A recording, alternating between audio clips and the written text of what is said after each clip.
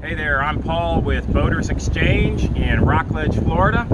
Today we are going to do a quick video on how to rig outriggers using mono. I've done a couple of videos, instructional videos, and I typically rig outriggers using nylon, but on our new demo boat, which is a 2020 Everglades 335 with twin 425 Yamahas and a tower, I decided on this one we're going to rig it with mono. There are certain benefits to mono rigging, as many of you know, and one of them is that it's a lot more durable than the nylon. It's a little more technical to get it rigged, and I'll give you a few pointers on that. Okay, so we've got the Taco. These are, I believe they're called the GS390s, and the boat came standard with the Taco GS280s. The 280s require me to stand up on the gunnel to change the elevation of the outriggers. So we went ahead and upgraded those. The neat thing about the GS390s is that in order to raise the elevation, you can do it from downstairs. And they're also on these outriggers, we went ahead with the new carbon fiber poles. So these are the carbon fiber 20-foot poles. They're telescoping in 3 sections. And one neat thing is they have a ball bearing slide, which is really good for the monofilament. Great. Roll. All right, like any good video, we need to talk about what all is needed. So even though I have the Taco outriggers, I went ahead with the rough monofilament kit. I really like the rough rigging kits for mono. This one retails for about $250, and it includes enough monofilament to do a double rigging on each outrigger, so 2 loops. It also has the really good zip clips that I like, the release clips, and all of the rigging. Another thing that's neat about the rough rigging kit is that they give you these really heavy-duty swivels, which I feel is a little bit nicer than some of the other rigging kits. Okay, and then the outrigger poles come with the carbon fiber outrigger poles come with these little cleats. They're wind-on cleats, and I'll show you those in just a second. We're going to need a Phillips head screwdriver. We're going to need a crimp tool. I also went with an upgrade, which are this is a brake for monofilament. It's not required, but it certainly helps a lot, and I'll show you how that works. And got a Leatherman here, and lastly, my reading glasses, because old fat guys need these at some point in their life, and I'm at that stage.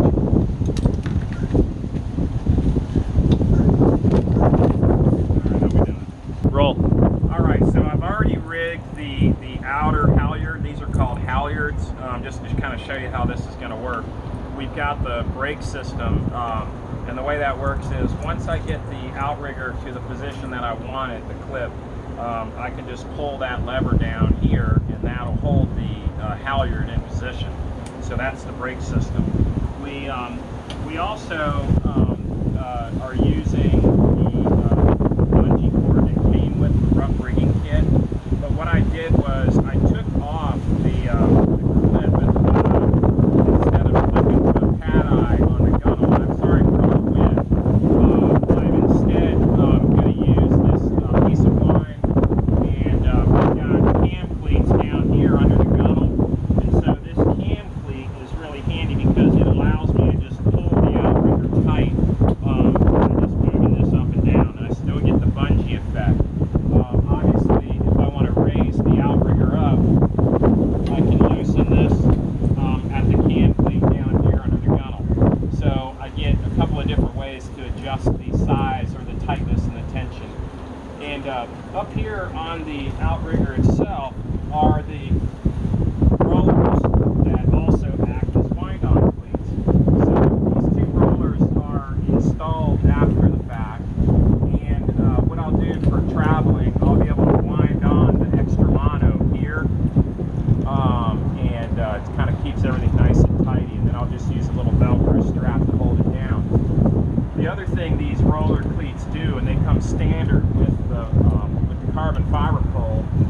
when I've got the outrigger deployed out to the side of the boat, it keeps this line straight up and down. Okay, so one of the neat things is, and I'll just show you what I mean by that.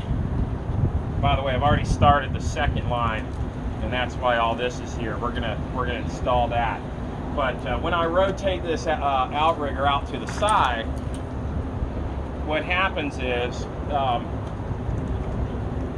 because this roller is where it is, let me just get this out of the way. This is going to be the inside halyard.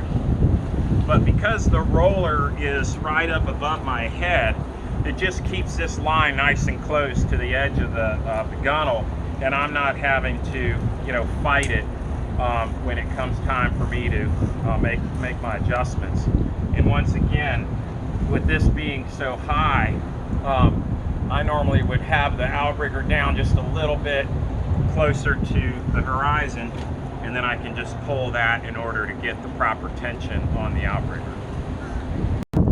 Okay, now like I said, these 20-foot carbon fibers are set up for double rigging.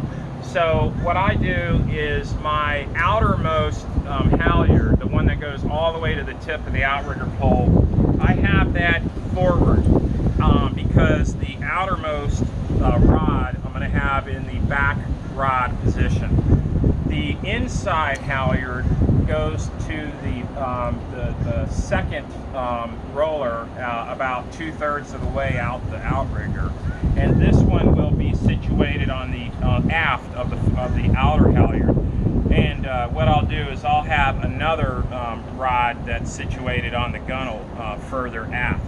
Okay, so that's how we're going to do that. Now I'm going to show you how we do that outrigger rigging. Okay, so I've got the stopper ball. This is going to go at the top of the outrigger halyard. Then I've got my my little crimp, and those are sometimes really hard to get through. Then I'm going to come back with the swivel.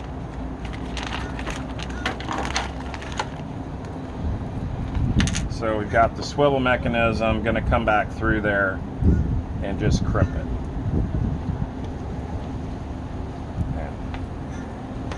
And what I like to use, if I can get that little booger through there, is I'm going to use this little rubber. I'm not sure exactly what it's called, but this little piece is going to sit right there and just protect the mono from chafe. That's good. You can hit pause. Roll. All right.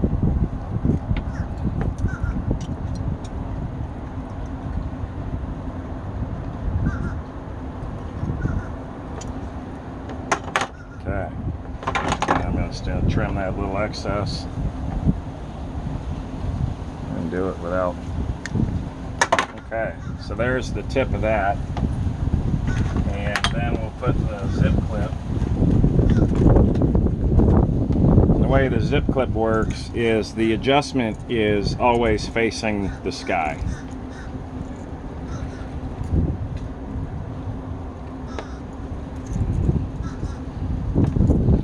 So we got the stopper ball, we've got the swivel mechanism and the zip clip with the adjustment and the release facing toward the tip of the outrigger pole. Now we're going to come back with another swivel on this end.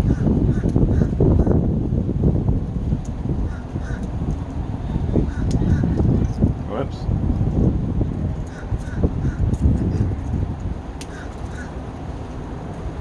And this will go to the bottom of the mono line. So what I decided to do is on this brake mechanism is have the lever facing the inside of the boat. I think that'll just be easier than trying to reach around the halyard to get to it. And I want to thank my buddy Ruben Diaz over at Everglades Boats for giving me that pointer. I believe that's exactly right. All right. Roll. Okay, so before I crimp that last piece on the halyard, what I want to do is make sure that the inside halyard and the outside halyard have roughly the same tension on them. And I'm just kind of bouncing them, just checking it out before I do that crimp. And they feel good, so I'm going to go ahead and set the crimp.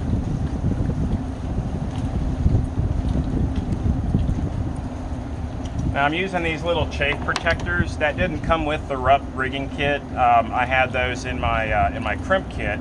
I don't think it's all that necessary, but I wanted it to look as professional as possible because for me, it's all about the look, as you can tell. Just kidding, but what I've done there is put that little chafe protector on there. And those are generally used for heavy tackle when you're tying on hooks. You know, if you're, say, sword fishing or something heavy like that. And I'm just going to clip that close, being very careful not to get them both. So at this point, both of these are in the loose position. I can now roll them all the way up to the tip and tighten these off down here with these with the brake, what they call the brake. If I would like to make this a little looser, I can loosen up on this what we call a quick cam cleat. That's an option from Everglades, but it's something, frankly, that any boater could install on their boat. It's very handy, and it's just real easy to just simply tighten and tension the outrigger line. Let's say that I want to go a little bit higher on the outrigger. So if I go up with the outrigger, because let's say it's a heavy day that day, heavy seas I mean, and the outriggers are getting a lot of bounce, I might go a little higher with them, and then I can just adjust and tension with this. What I've done here is I tied a bowline with some braid line, I believe that's a 3/8 braid line, onto this ring, D-ring, and then as I said, I'm utilizing the bungee. We certainly don't have to have the bungee in this sequence, but for me, I just felt like it was already part of the brake, so I removed the swivel clip at the bottom of this and went with this ring that gave me something to tie onto. Okay, so that's it.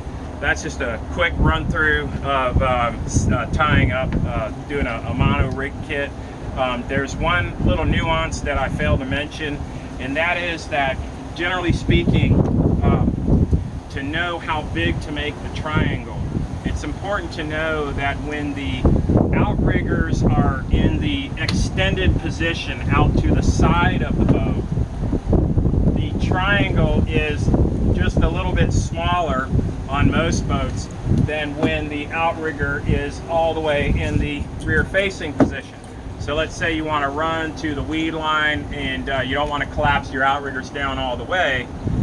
What you should know is that in this position, the outrigger will be at the biggest size of triangle, meaning that you're going to want to make sure, in order to have the correct adjustment, that you set your outriggers for running towards the rear, and leave yourself enough slack on this system down here. Check this out down here.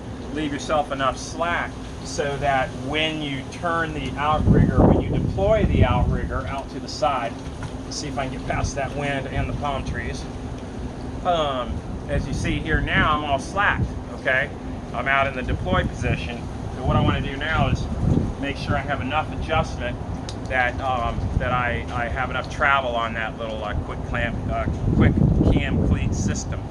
Okay, I'm Paul Berube with Boaters Exchange in Rockledge, Florida. We are a Yamaha 5-star dealer. We are also a Yamaha Best in Class dealer, and we're also named one of North America's best boat dealers by Boating Industry Magazine.